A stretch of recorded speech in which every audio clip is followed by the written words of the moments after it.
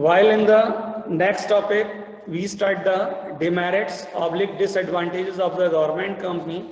While there are several features, several merits in this type of government company, so there are some disadvantages are also there in these types of government companies. The first is the major drawbacks of the government companies are as follows. The first is autonomy on paper only. While all the things are to be there, but the maximum things are in the autonomy in paper only.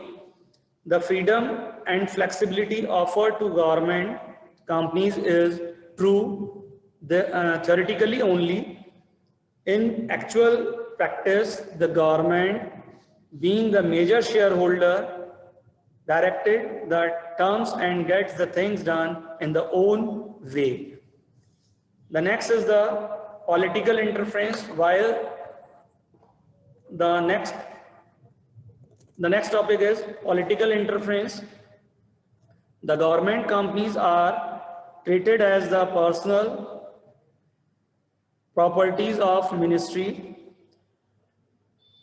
The interference of ministry is frequent. For every work they have there some interference. Politically interference is there. The operational policies of the government companies are formed according to the whims and fencing of the ministry. They are under the boundary of the ministry, and so their political interferences there.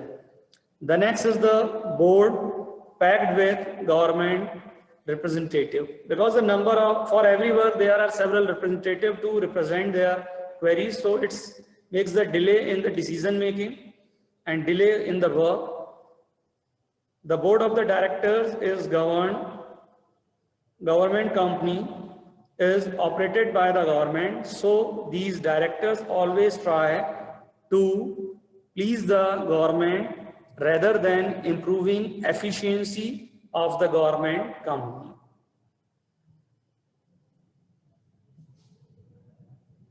Suitability, mainly the suitability, the government company is suitable from the organization first, where government wants to control a company in the private sector without nationalization.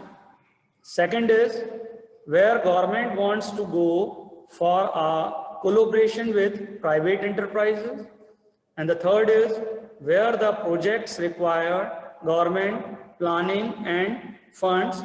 These types of organization and are better to enter into the government companies.